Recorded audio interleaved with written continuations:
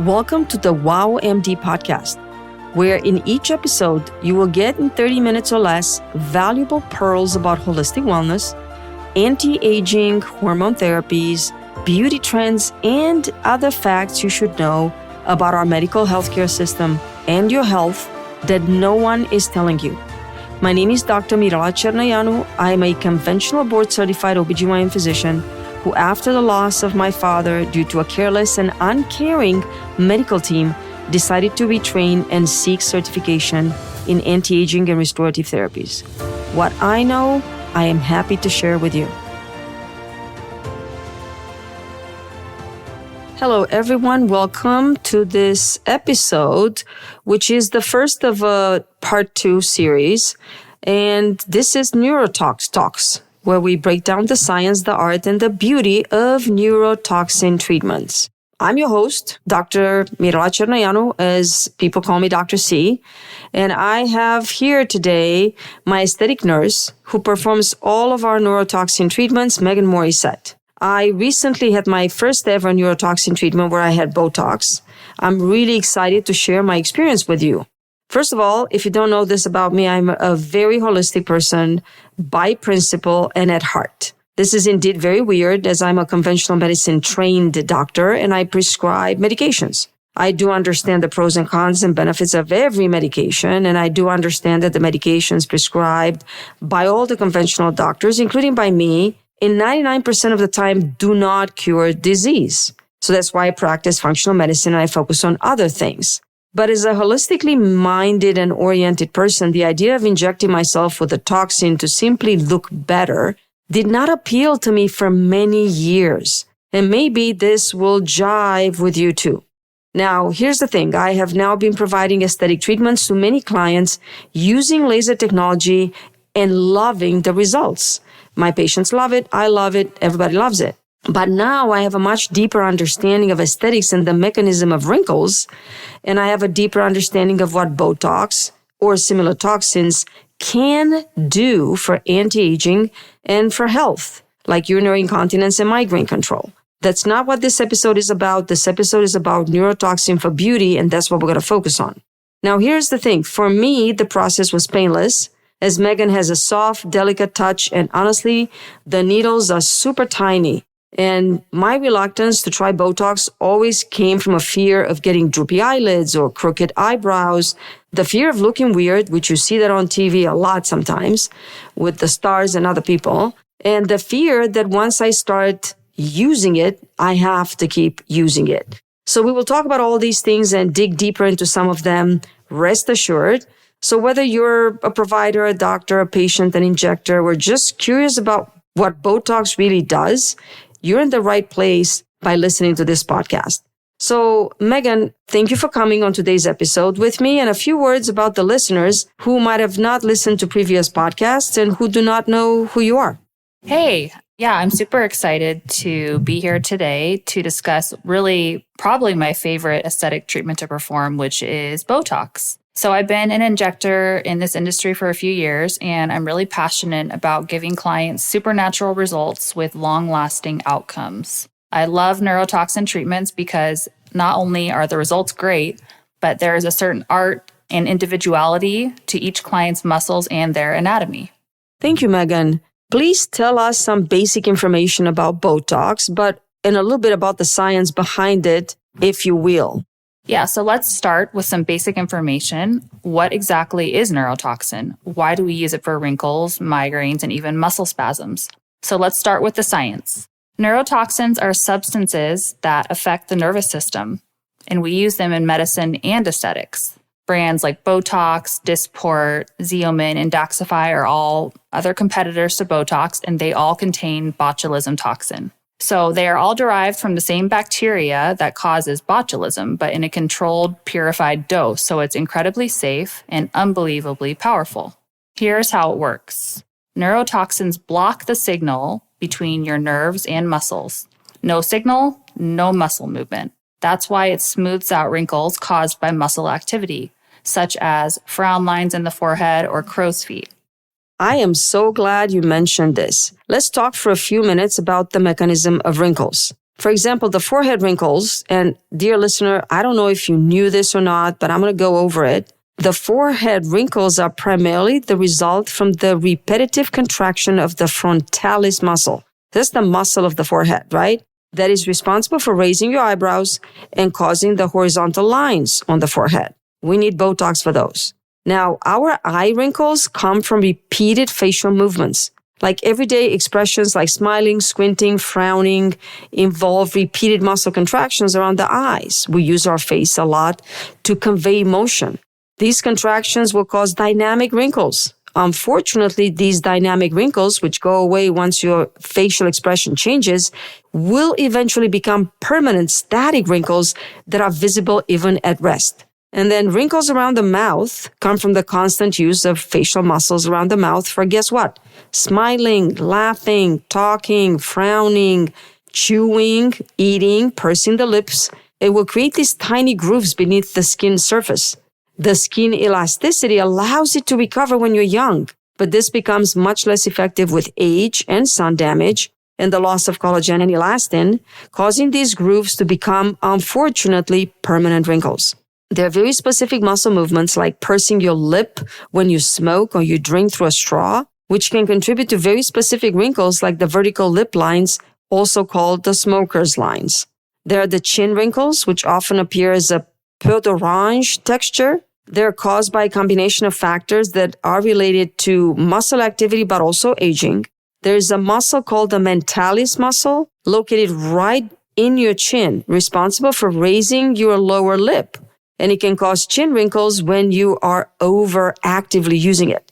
Again, repeated muscle contractions like those involved in pouting or expressing certain emotions will lead to the development of dynamic wrinkles, which can become static over time due to aging.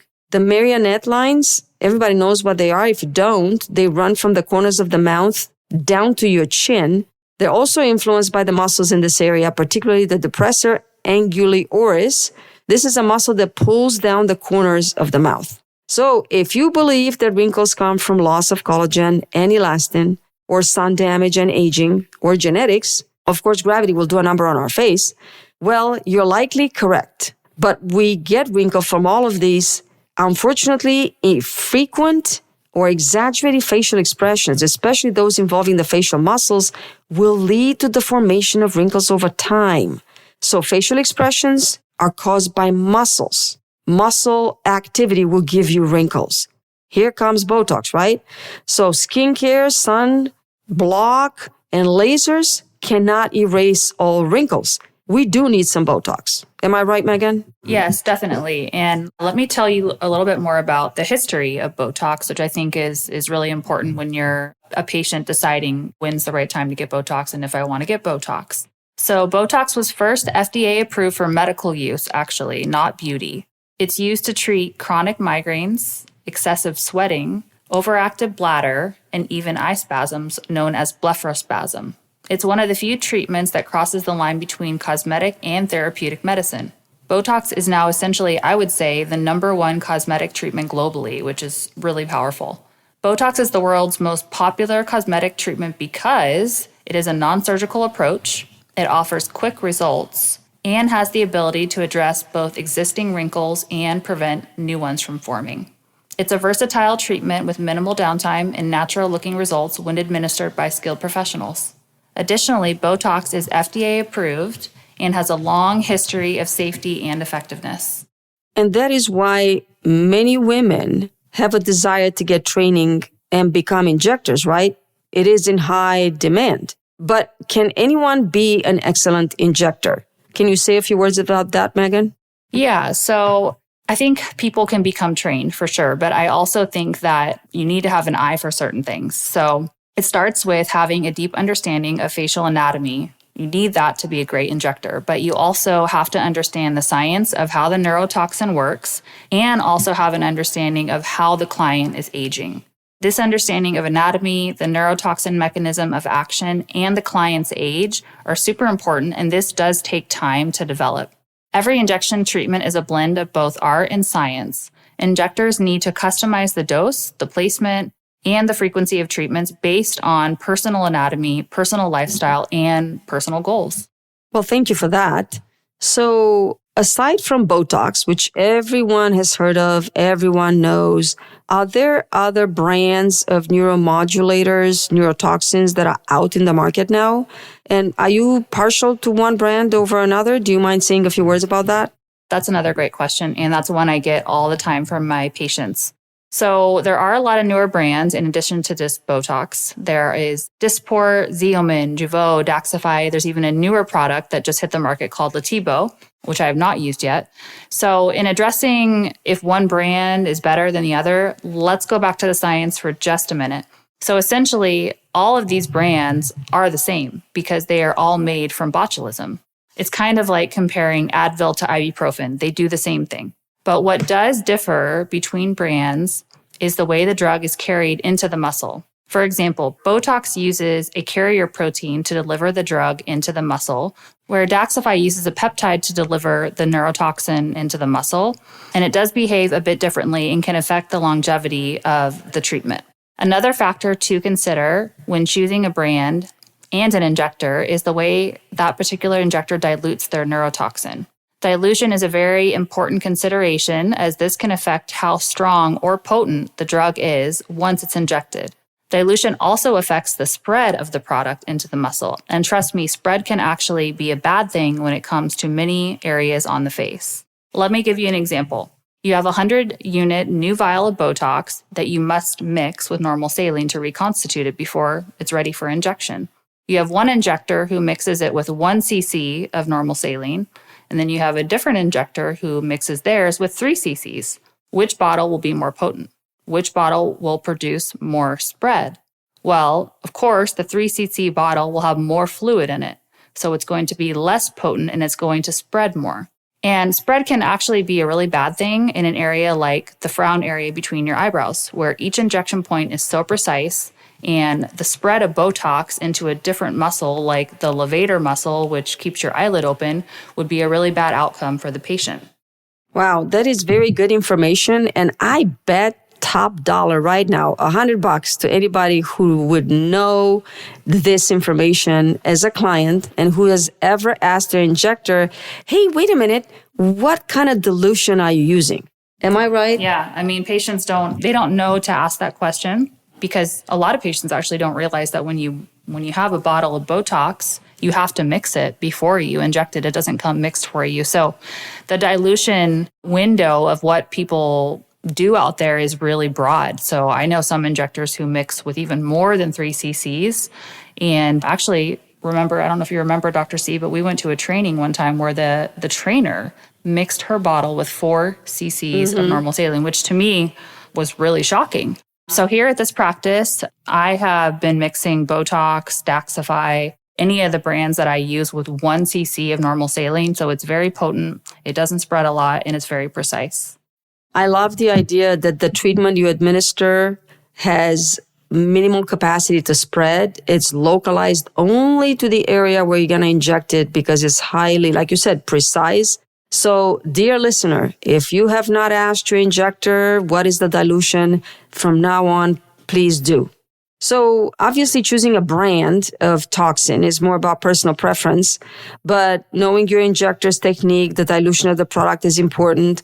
I'm also very sure that there is some basic training in all of this. It seems that the dilution has to be very precise to work the right way. So I'm blown away by the fact that we shared this information with our listeners so they can take this information and make the most of it whenever they have their next talk session. Now, Meghan, can you share some common misconceptions and misunderstandings you find that patients have about getting Botox? And I've heard some of those, so I can chime in, but tell me what your experience is about some of the misunderstandings. Sure. Definitely, it's important to clear up myths about neurotoxin treatments because there are a lot out there. So patients in general are afraid that Botox is going to freeze their face. So Botox will not freeze your whole face unless it's completely overdone, which would take a lot of Botox for that to happen. In my experience, it takes many, many units of Botox to actually freeze all of the facial muscles.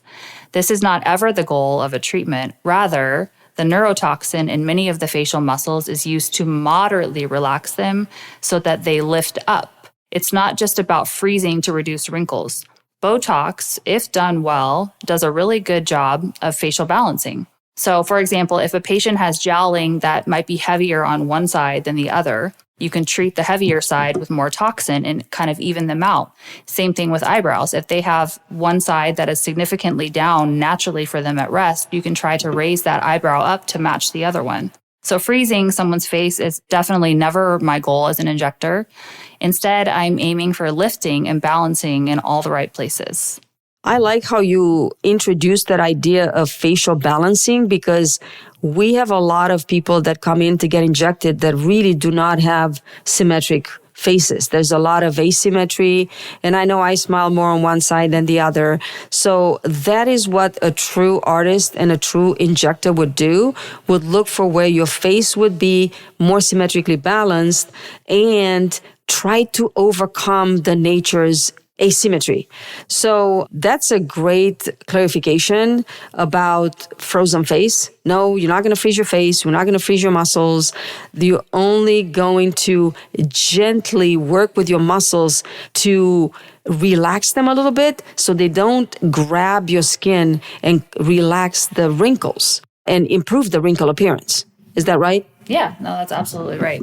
So another really common misconception I think that people have is that they're injecting poison in their body and they're terribly afraid to have Botox done. So you're not injecting poison into your body. In medical and cosmetic contexts, Botox is a highly purified, precisely dosed, and carefully administered product, making it safe and effective. Botox contains a tiny medical-grade dose of botulism toxin type A. The amount used is measured in units. And for reference, a typical cosmetic treatment uses as little as 20 units or as many as 80 units. A lethal dose is estimated at 2,500 to 3,000 units for an adult. So even a full-face neurotoxin treatment that you get for cosmetic reasons is using less than 2% of a dangerous dose. Well, that is amazing and great thing to clarify. It's a very important point and an important myth to dispel, because I personally had to get over this fear when I decided to do Botox. Once I learned and knew more about it, it was easy for me to get over it. But just as I personally hate putting anything in my body that I believe has any chance of harming me, and so should you, what is interesting to me is that many men and women give very little thought to where their food comes from and what is sprayed on it, or how they store their food, how much plastic containers they use, how much they smoke or drink. But some of us worry about such a minute, precisely dosed medical toxin that can have such an amazing effect on the face. I would call this an almost miraculous little toxin that exists in nature, obviously for very different purposes. But we are so smart and so evolved that we can use it to incorporate it into a beauty and aesthetic treatment. More so, if you didn't know, nature, it turns out, is one big medicine cabinet. We can thank the willow plant for the salicin that turned into aspirin, and the poppy plant for the pain-killing powers of morphine. Even poison can become medicine. A viper's venom, for instance, is part of a powerful anti-clotting drug that can keep our blood flowing instead of clotting. I honestly hope our listeners feel more at peace about Botox being a toxin, and that we can set to rest the belief that we are poisoning our bodies by injecting it. We're not poisoning our body. We're simply using nature's medicine cabinet to look beautiful and young forever. So, Meghan, what are some other reasons why you feel so safe and confident injecting Botox? Okay, well, first, Botox has been FDA approved since 2002 for cosmetic use, and since the 1990s for medical use like eye spasms. It's used globally. Tens of millions of Botox treatments are done every year with excellent safety records. It has a clear targeted action. It only affects the muscles where it's injected. It doesn't spread systemically in dangerous ways when administered and diluted correctly. It also is temporary, right? So when you get a Botox treatment, it naturally will wear off in 3 to 4 to 5 months as nerve signals slowly return. All right, so those are excellent points. So in conclusion, Botox is a purified protein. It's not raw bacteria or uncontrolled poison. And in the hands of trained professionals, it's one of the safest cosmetic treatments available today. Now, this was a very interesting conversation, and there's much more to say. And I'd like to continue this in our next episode, which let's call it part 2, where we will cover what areas of the face can be treated and cannot be treated with Botox, which are the specific contraindications to Botox, and whether or not we can do other beauty treatments at the same time or at a later time, and what would be the time interval for that. So please join us next week for part 2. And Meghan, thank you so much for coming today. And I can't wait for our listeners to hear more about Botox next week. Yes, this was awesome. Like I said, one of my favorite treatments to talk about, one of my favorite treatments to perform. Keeps me on my toes all the time, especially treating a lot of different age groups. And I love it. I love the outcomes of it. And I look forward to diving in a little deeper next time. Great. So we can talk about how young do you need to be to get Botox? What's the oldest patient that you have treated? People who are possibly not candidates for Botox. Right. Okay. And in the next episode, we also want to touch about one of the major issues with Botox, which affect some patients, not all the patients, developing antibodies to Botox, which can render Botox ineffective. And what are the solutions for those kind of patients? So again, we got so much more to cover, and we look forward to seeing you next week. And if you'd like to have a consultation, our beautiful master injector nurse, Meghan Morrissette, offers free consultations. So come on over, book an appointment on our website, or give us a call.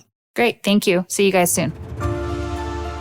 Thank you for trusting me with your time, and thank you for listening to today's episode. If the content I provided wowed you, was helpful and valuable to either you or someone close to you, please do me a favor and leave me a review. I am very open and welcome any kind of feedback as well as suggestions on any content ideas, so please forward those suggestions to Jessica, my patient care coordinator, through our website, herabeautyandwellness.com. And I look forward to our time together next episode.